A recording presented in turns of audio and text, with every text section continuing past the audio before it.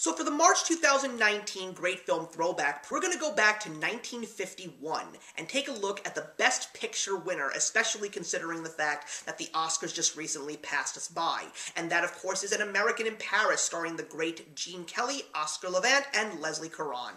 So this is the story of three men, a struggling American artist, a struggling American musician, and a Frenchman who is trying to be an up-and-coming star. And it's basically about the three of them struggling to make ends meet and yet still trying to make sure that nothing keeps them down. And one day, Jerry Mulligan, who is the artist played by Gene Kelly, posts his art on the wall, and an American debutante finds very big interest in his art and wants to make him a star.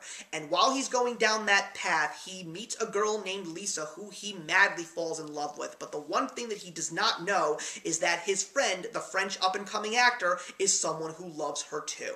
So I was very excited to see this movie because of the fact that I am such a huge fan of Gene Kelly's classic Singin In The Rain, so it was going to be a real treat to see another film that he was in, especially considering the fact that it won Best Picture. The movie for me started out very strong. I really loved the atmosphere. I loved Gene Kelly's character. He was just one of those happy-go-lucky, charming guys, even though times are tough, never give up your hope. The scene where he is singing with the little kids on the Paris streets, which turns into a beautiful musical dance number, is wonderful. And also the whole production value of this film is beautiful. The lights, the bright colors, the city streets. It's just something that I always eat up when it comes to movies like these, especially when they're musicals. But as the movie goes on, it really starts to fade for me. One of the things that I really didn't like about this film was how there is this cast with all of these additional stories, and we really get next to nothing from them.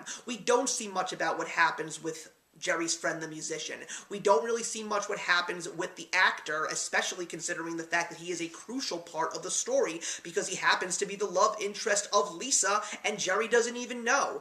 And at the end of the day, we get a romance which, to me, really didn't come off as something that I truly connected with, and the ending, I just didn't think that it came off on the strongest notes for me. Another thing I wasn't too thrilled about was the fact that the musical numbers were not so memorable. I mean, when I take a look at movies like Singing in the Rain, The Music Man, all the way up to La La Land, there are some songs that I sing, songs that I love, and songs that I truly remember. And in this one, not so much. I really didn't seem to really enjoy these songs.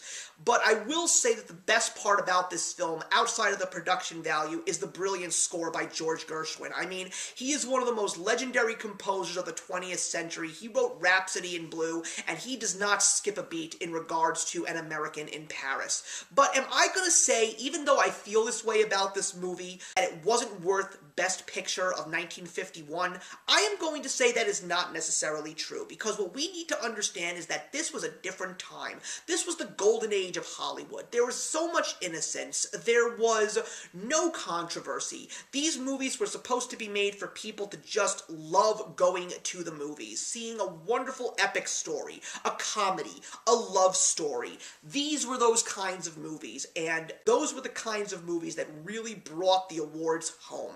And I don't blame them because it is a beautiful film to watch. The score is beautiful. I can see so many people really connecting and loving this movie outside of me, and they have all the rights to do so. But I was really anticipating so much more from An American in Paris, especially considering the fact that I loved Gene Kelly's performance in Singing in the Rain, and we got so much more better music, better character development in that movie, and I'm really surprised because I went and took a look at Oscars.org.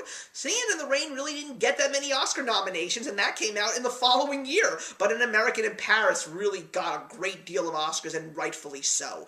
It's not a movie that I want to see again, nor is it a movie that I want to get on DVD, but I am so thrilled that I saw this movie because I am one step closer to being that true film appreciator that I am, and I would really love to talk to all of those people out there that are fans of this movie. Maybe they could tell me something that I've missed. I am going to be giving An American in Paris a humble 2 stars out of 4.